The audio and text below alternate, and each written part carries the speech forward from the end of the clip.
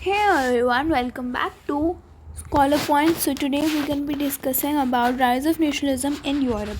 So as the name suggests, this is gonna be the rising of nationalists, and it spreads throughout the Europe. And let's see what are the things that we're gonna learn in this chapter. It's actually a very beautiful chapter, and it starts with a painting. It is actually painted by Frederick Sorrow in 1848, and let's see what we can see in this.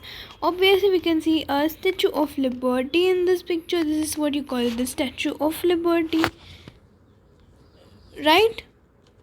And then after this we have the Jesus Christ here, along with the you know all the angels who are showering their blessings, right? And you can see here America and France have already reached the Statue of Liberty. And we can also see some line of citizens are coming. Those are actually the flag bearers of the country. And we can see n number of flags here of certain countries, right? Now, okay, let's stop off what we are thinking now, and let us see what is the actual utopian vision of the painter itself, that is our Frederick Sorrow. Let's read this chapter line by line to understand it really nicely, okay? And but first let me say you about the painting's name. Can you see here, children? The dream of worldwide democratic and social republics, that is the name given to this painting. Okay? So yep, let's understand this. And as I mentioned, utopian, don't get confused. What is utopian? Utopian in the sense a vision of the society that is so ideal that it's so unlikely to actually exist. Okay, so basically that is really ideal situation of a society, ideal vision of a society. Okay, so yeah, as I said you, in 1848, Frederick Sorrow, a French artist, prepared a series of 4 prints of his visualizing dream, and made up of democratic and social republics, as he called them. And the first print of the series, that is the one we discussed, it shows some men and women of all ages, of all social classes, and marching in a long train, as we discussed. And they were going to the reaching the Statue of Liberty. What is liberty? Don't get confused. Liberty in the sense freedom. Okay, so as I said you already,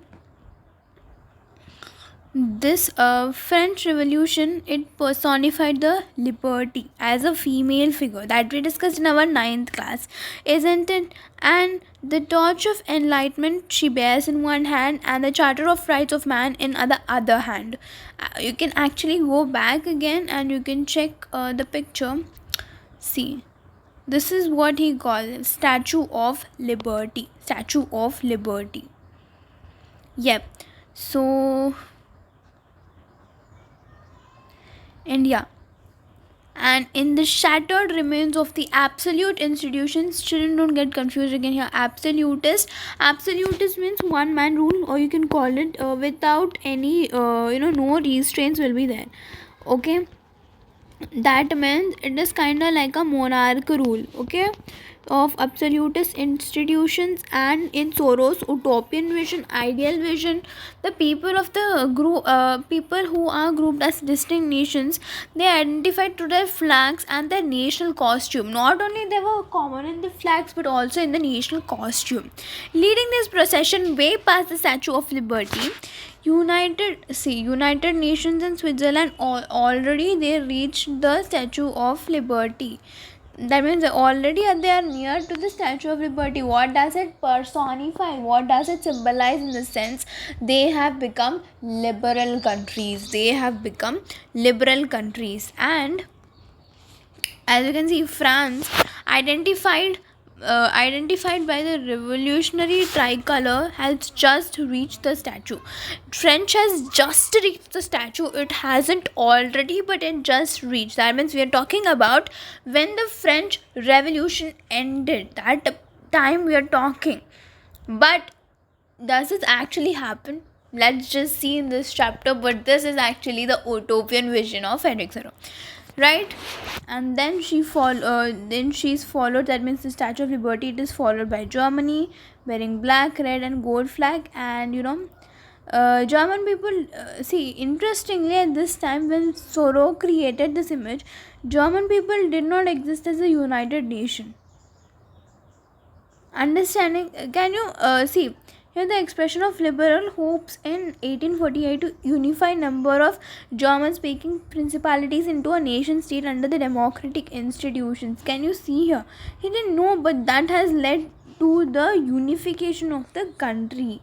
And followed by the German people are Austria, the kingdom of two Sicilies, Lombardy, Poland, England. You don't need to remember all of these actually, but just read the context. It will be helpful for you itself, right?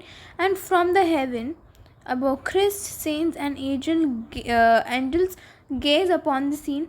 They have been used by artists to symbolize fraternity among the nation of the society. Again, don't get confused. What is this fraternity? Fraternity means brotherhood.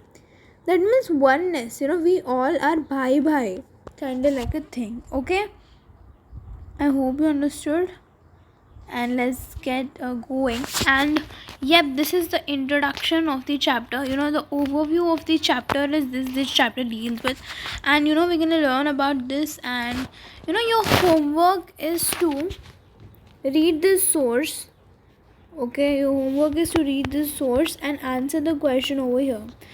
Okay, plus beside these kind of questions, you just answer to the context, right? Yep, let's deal with the context. Yeah, so this chapter will deal with many of the issues visualized by Thoreau. During the 19th century, nationalism emerged as a force which brought out sweeping changes in political and mental world of Europe. Okay, so in 19th century, emergence of nationalism happened, that too by the rise of middle class, and obviously aristocracy was there at that time also. Right, and the end result of was the emergence of nation state and the multi-dynastic empires of Europe. Here you will be learning about a person called Louis Philippe. Okay, perfect. Then I'm just giving you the overview of the chapter, children. And then the concept of modern state with the centralized power over the sovereign control of over a clearly defined territory had been developing over a long period of time in Europe. But a nation state was once in which majority of its citizens and not only its rurals came into develop a sense of common identity and shared. See, there were so many different culture, ethnicities, accents in Europe. Okay, so this was one of the major problems which Europe is facing. And here we will be talking about nation state also. We will be coming to know about it in the coming sessions, right? Perfect. And then what do we have next?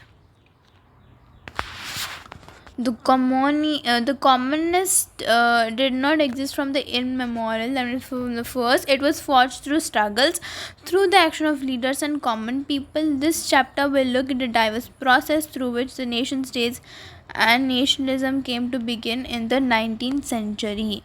Okay, basically we will be seeing the conversion of nation states. Okay, and the rise of nationalism.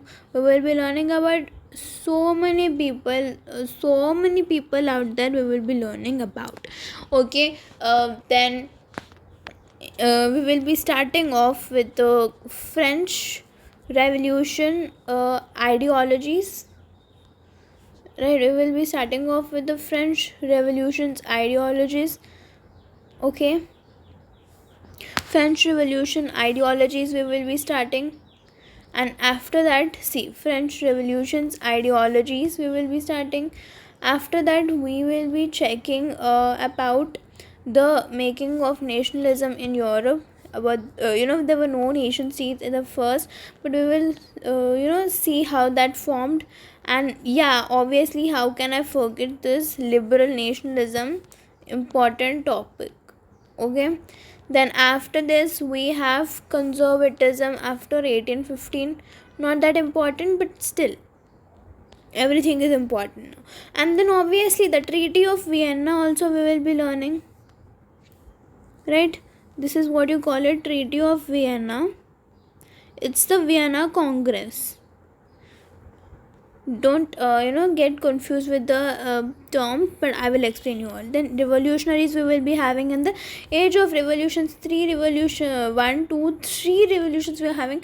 July Revolution, then revolution at Brussels, and many we are having. Okay, and then revolution of the liberals, and making of Germany and Italy.